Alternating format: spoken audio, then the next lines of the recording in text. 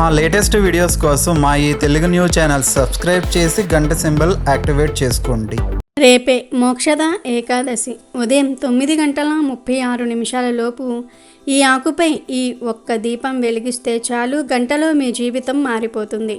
మీరు కోటీశ్వరులుగా మారిపోతారు. మార్గశిర శుద్ధ ఏకాదశినే మోక్షద ఏకాదశి అంటారు. ఈరోజే గీతా జయంతిని జరుపుకుంటూ ఉంటారు. ఇది మార్గశిర మాసంలోనే అత్యంత పవిత్రమైన రోజు. అయితే ఈరోజు ఉదయం 9:36 లోపు ఇంట్లో స్వామివారి ఫోటో ముందు ఈ ఆకు మీద ఈ ఒక్క దీపం పెడితే చాలు, ఆ లక్ష్మీనారాయణుల అనుగ్రహం కలిగి సకల ఐశ్వర్యాలు సిద్ధిస్తాయి. ఉద్యోగం రాని వారికి ఉద్యోగం వస్తుంది. కోరిన కోరికలు నెరవేరుతాయి. మానసిక ప్రశాంతత కలుగుతుంది. లక్ష్మీదేవి నేరుగా మీ ఇంటికి వచ్చి అష్ట ఐశ్వర్యాలు కురిపిస్తుంది. మరి ఈ ఏకాదశి రోజు ఏ ఆకు మీద దీపం పెట్టాలి అనే విషయాన్ని ఇప్పుడు మనం ఈ వీడియోలో వివరంగా తెలుసుకుందాము. అంతకన్నా ముందు ఫ్రెండ్స్, ఈ వీడియోకి ఒక లైక్ కొట్టండి. అలాగే మా ఛానల్ని కూడా సబ్స్క్రైబ్ చేసుకుని మాకు సపోర్ట్ చేయండి. మార్గశిర శుక్ల ఏకాదశికి మోక్షద ఏకాదశి అని పేరు. మానవ జన్మ ఎత్తాక కొన్ని ఆశలు అవసరాలు ఉంటాయి గనుక వాటిని గురించి దైవాన్ని ప్రార్థించటం జరుగుతూ ఉంటుంది. నిజానికి ప్రతి ఒక్కరి పూజలోని పరమార్థం మోక్షాన్ని కోరటమే అవుతుంది. మోక్షద ఏకాదశి అనే పేరు వినగానే మోక్షాన్ని ప్రసాదించే ఏకాదశి అనే విషయం అర్థమవుతుంది. పాపాలు చేస్తున్నంతకాలం మరణించటం, మరలా జన్మించటం, మళ్ళీ మళ్ళీ కష్టాలు బాధలు అనుభవిస్తూ ఉండటం జరుగుతూ ఉంటుంది. కాకుండా పుణ్యం చేసుకున్నట్లయితే అన్ని రకాల యాతనలకు అతీతులను చేస్తూ మోక్షం లభిస్తుంది. అయితే అంతటి పుణ్యం లభించాలంటే ఏం చేయాలనే సందేహం చాలామందిలో కలుగుతూ ఉంటుంది. అలాంటి వారందరికీ ఒక ఆశాకిరణంలా మోక్షద ఏకాదశి కనిపిస్తూ ఉంటుంది. ధర్మరాజు ఒకసారి శ్రీకృష్ణుణ్ణి, కృష్ణ, మార్గశిర మాసం శుక్లపక్షంలో వచ్చే ఏకాదశి పేరేమిటి? ఆ ఏకాదశిని పాటించే పద్ధతిని కూడా వివరించుము అని కోరుకుంటాడు. దానికి బదులుగా శ్రీకృష్ణుడు ఇలా చెప్పసాగాడు. ఓ రాజశ్రేష్ఠుడా, ఏకాదశి సమస్త పాపాలను నశింపచేస్తుంది. ఆ రోజున భగవంతుణ్ణి తులసి ఆకులతో పూజిస్తే ఆ దేవదేవుడు అతి ప్రసన్నుడవుతాడు. ఈ ఏకాదశిని చేయటం ద్వారా రాజపేయ యజ్ఞ నిర్వహణ ఫలం కలుగుతుంది. ఈ ఏకాదశి మహిమను తెలిపే ఒక కథ కూడా ఉంది. ఆ కథ చెప్తాను విను అని శ్రీకృష్ణుడు ధర్మరాజుకు ఇలా చెప్పసాగాడు. పూర్వం వైఖానసుడనే రాజు చంపక నగరాన్ని పాలించేవాడు. ఆ రాజు ప్రజల పట్ల ఎంతో అనురాగం చూపించేవాడు. వేదజ్ఞాన పారంగతులైన ఎందరో బ్రాహ్మణులు అతని రాజ్యంలో జీవించేవారు. తన తండ్రి నరకంలో పడి అక్కడ దుఃఖాలను అనుభవిస్తున్నట్లు ఆ రాజుకు ఒకరోజు కల వచ్చింది. ఆ కల చూసిన రాజు దిగ్భ్రాంతికి చెందాడు. మర్నాడు అతడు బ్రాహ్మణుల సభలో తన కలను వెల్లడించాడు. నరక యాతనల నుండి తనను ఉద్ధరించమని తన తండ్రి అర్థిస్తున్నట్లుగా కూడా రాజు వారికి తెలియజేశాడు. కలగన్న నాటి నుండి రాజు శాంతిని కోల్పోయాడు. రాజ్య పాలనలో ఎటువంటి సుఖం కానీ అభిరుచి కానీ అతనికి కనబడలేదు. చివరికి కుటుంబ సభ్యులతో కూడా అతడు ఉదాసీనంగా వ్యవహరించసాగాడు. తండ్రి నరకంలో కష్టాలు పడుతూ ఉంటే పుత్రుని యొక్క జీవితం, రాజ్యము, సంపద, బలము, ప్రభావము అన్నీ కూడా వ్యర్థమేనని అతడు తలచాడు. అందువలన అతడు తన తండ్రి నరకబంధం నుండి బయటపడే మార్గాన్ని తెలుపమని బ్రాహ్మణులను ప్రార్థించాడు. అది వినిన బ్రాహ్మణులు రాజుతో ఇలా అన్నారు. రాజా, ఇక్కడకు దగ్గరలోనే పర్వతముని ఆశ్రమం ఉన్నది. అతడు త్రికాలజ్ఞుడు. నీ స్వప్న వృత్తాంతాన్ని ఆయనకు తెలపండి. ఆయనే మీకు పరిష్కార మార్గాన్ని తెలియజేయగలరు అన్నారు. వారి సలహాను వినిన వైఖానసురుడు బ్రాహ్మణులతో ప్రజలతో కలిసి పర్వతముని ఆశ్రమానికి వెళ్ళాడు. రాజ్యక్షేమం గురించి పర్వతముని రాజును అడిగినంతటా వైఖానసురుడు ఆయనతో, స్వామి, మీ అనుగ్రహం చేత మేమంతా కుశలమే. కానీ రాజ్య సంపదలు ఉన్నప్పటికీ నేను గొప్ప కష్టంలో చిక్కుకున్నాను. నిజానికి నా మనసులో ఒక గొప్ప సందేహం చెలరేగింది. దానిని తీర్చుకోవడానికే మీ పాద పద్మాల చెంతకు వచ్చాను అని అన్నాడు. అప్పుడు రాజు ద్వారా సమస్త వివరాలను తెలుసుకున్న పర్వతముని ధ్యానంలోనికి వెళ్ళాడు. తర్వాత కొంతసేపటికి ఆయన ధ్యానం నుంచి మేల్కొని రాజుతో, రాజా, నీ తండ్రి గత జన్మలో అతి కాముకుడైనందున నరకంలో పడినాడు. కనుక మార్గశిర మాసంలోని శుక్లపక్షంలో వచ్చే ఏకాదశిని మీరందరూ కూడా ఖచ్చితంగా పాటించి ఆ పుణ్యాన్ని అతనికి ధారపోయాలి. అప్పుడే మీ అందరి పుణ్య ప్రభావం చేత అతడు నరకం నుండి బయటపడతాడు అని అన్నాడు. గౌతముని పలుకులను వినిన తరువాత రాజు తన పరివారంతో పురానికి తిరిగి వచ్చాడు. అట్టు పిమ్మట రాజు తన భార్య పుత్రులతోనూ అనుచరులతోనూ కలిసి మార్గశిర మాసంలోని శుక్లపక్షంలో వచ్చే ఏకాదశిని విధిగా నిర్వహించి ఆ పుణ్యాన్నంతా తన తండ్రికి ధారపోశాడు. ఆ పుణ్య ప్రభావం చేత అతని తండ్రికి మోక్షం స్వర్గప్రాప్తి కలిగి పుత్రుని దీవించి స్వర్గానికి వెళ్ళిపోయాడు. కనుక ఓ రాజా, ఈ మోక్షద ఏకాదశిని యథావిధిగా పాటించేవాడు నిక్కముగా సమస్త పాపాల నుండి బయటపడతాడు, మోక్షాన్ని పొందుతాడు అని కృష్ణుడు ధర్మరాజుకు తెలిపాడు. ఈ కథను విన్నా, చదివినా, చెప్పినా 1000 యజ్ఞాలు చేసిన ఫలితం వస్తుంది. జన్మల పాపాలు పోయి కోటి జన్మల పుణ్యం వస్తుంది, ఐశ్వర్యం సిద్ధిస్తుంది. మోక్షద ఏకాదశి రోజున సూర్యోదయానికి ముందు స్నానం చేయాలి.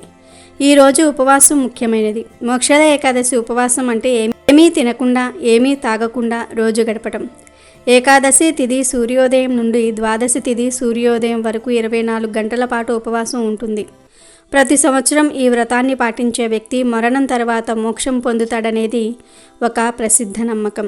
కఠినమైన ఉపవాసం పాటించలేని వారు పాలు, పాల ఉత్పత్తులు, పండ్లు మరియు ఇతర శాకాహార ఆహారాలు తిని పాక్షిక ఉపవాసం కూడా చేయవచ్చు. ఈ రోజున పవిత్ర భగవద్గీతను కూడా పూజిస్తారు. దీనికే గీతా జయంతి అని పేరు. మార్గశిర శుక్ల ఏకాదశిని హిందువులు గీతా జయంతిగా జరుపుకుంటూ ఉంటారు. మార్గశిర శుక్ల ఏకాదశి భగవద్గీత ఆవిర్భావం జరిగిన రోజు కనుక దీనిని గీతా జయంతిగా జరుపుకుంటూ ఉంటారు. గీతా జయంతి హిందూ పవిత్ర గ్రంథం. భగవద్గీత పుట్టినరోజు. భగవద్గీత సాక్షాత్తు భగవానుడి చేత పలకబడినది కాబట్టి ఏ సందేహానికి తావు లేకుండా భగవద్గీత పరమ ప్రామాణికమైన మానవ జాతికి దివ్య మార్గాన్ని చూపే పవిత్ర గ్రంథం. సాక్షాత్తు శ్రీకృష్ణ భగవానుడు అర్జునుడికి ఉపదేశించిన జీవిత సారాంశమే భగవద్గీత. కురుక్షేత్ర సంగ్రామంలో తన సోదరులను, బంధువులను, గురువులను, స్నేహితులను చూసి ఉదయం వికలమై రాజ్యం కోసం వారిని నేను వధించలేనని దుఃఖితుడైన అర్జునుడికి చెప్పిన బ్రహ్మజ్ఞానం భగవద్గీత.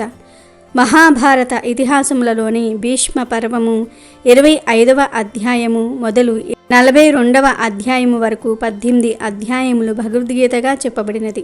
ఒక అధ్యాయాన్ని ఒక యోగం అంటారు. 6 యోగాలను కలిపి ఒక షట్కమంటారు.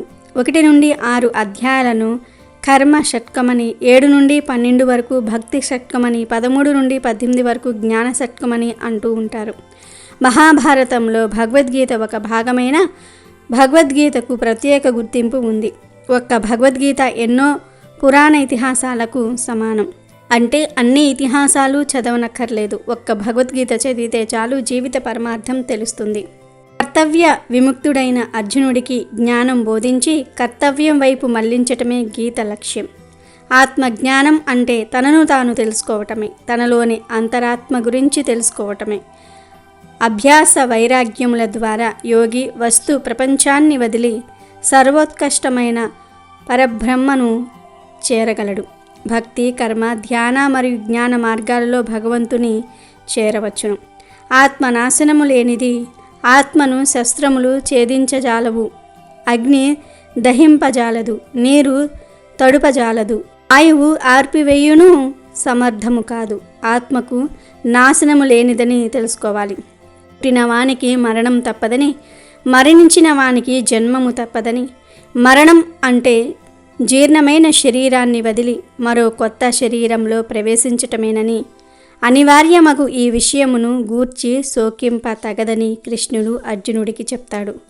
భగవద్గీతలో కనీసం 18 శ్లోకాలు నేర్చుకుని అర్థం చేసుకున్నట్లయితే జీవిత పరమార్థం తెలుసుకోగలుగుతారు. అటువంటి పరమ పావనమైన గీత భగవానుని నోట వెలువడిన మహాపుణ్య దినము మార్గశిర శుద్ధ ఏకాదశి. ఈరోజు ఆ పవిత్ర గ్రంథాన్ని సృజించిన మహాపుణ్యము వస్తుంది. ఇక పఠన ప్రభావాన్ని వర్ణించలేము కదా. నిజమైన దేవుడు ఆయనను నమ్మినా నమ్మకున్నా ఎవరిని ద్వేషించడు, ద్వేషించమని చెప్పడు, అందరినీ మంచిగా బ్రతకమనే చెప్తాడు. గీతలో పరమాత్మ కూడా అందరూ సన్మార్గంలోనే బ్రతకమని బోధిస్తాడు.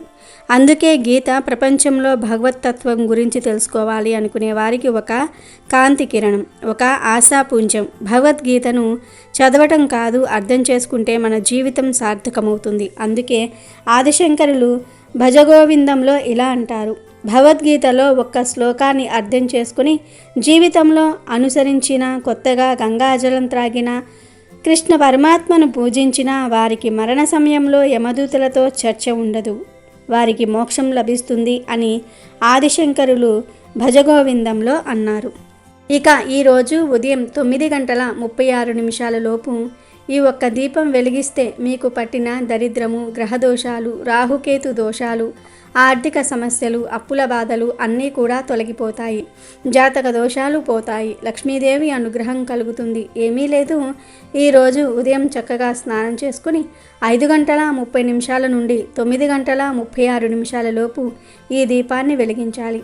ఎందుకంటే ఈ సమయం దీపారాధన చేయడానికి శుభ సమయం కనుక ఈ సమయంలో ఇంట్లో స్వామివారి ఫోటో ముందు తామర ఆకును పెట్టి ఆ ఆకు మీద దీపాన్ని పెట్టండి. చాలామందికి తామర ఆకు విశిష్టత తెలియదు. తామర ఆకు లక్ష్మీదేవికి ఎంతో ఇష్టమైన ఆకు. ఈ ఏకాదశి రోజు తామర ఆకు మీద దీపాన్ని వెలిగించటం వలన లక్ష్మీదేవి అనుగ్రహం కలుగుతుంది. కోరిన కోరికలు నెరవేరుతాయి. కనుక ఈ ఏకాదశి రోజున లక్ష్మీనారాయణుల ఫోటో ముందుగా తామర ఆకును పెట్టండి. తామర ఆకులను బయట అమ్ముతారు, లేదా చెరువుల్లో, కొలనుల్లో తామర ఆకులు ఉంటాయి కదా, ఆ ఆకులను తెచ్చి అయినా సరే దీపం పెట్టుకోవచ్చు. ఇలా ముందు తామర ఆకును పెట్టి తర్వాత ఆ ఆకు మీద 3 బొట్లు గంధం కుంకుమలతో బొట్లు పెట్టండి. 3 చోట్ల గంధము కుంకుమలతో బొట్లు పెట్టండి. ఆ తర్వాత ఆ ఆకు మీద ప్రమిదను పెట్టి ఆవు నెయ్యి వేసి దీపాన్ని వెలిగించండి. 3 వత్తులతో దీపాన్ని వెలిగించండి. ఆవు నెయ్యి లేకపోతే నువ్వుల నూనెతో కూడా దీపాన్ని వెలిగించవచ్చు. ఇలా ఈరోజు తామరాకు మీద దీపం పెడితే కోరిన కోరికలన్నీ కూడా నెరవేరుతాయి. లక్ష్మీదేవి అనుగ్రహం లభిస్తుంది. రాహుకేతు దోషాలు పోతాయి. మీ జాతకం అద్భుతంగా మారుతుంది. జాతకంలో ఉండే దోషాలన్నీ కూడా పోతాయి. సకల ఐశ్వర్యాలు సిద్ధిస్తాయి.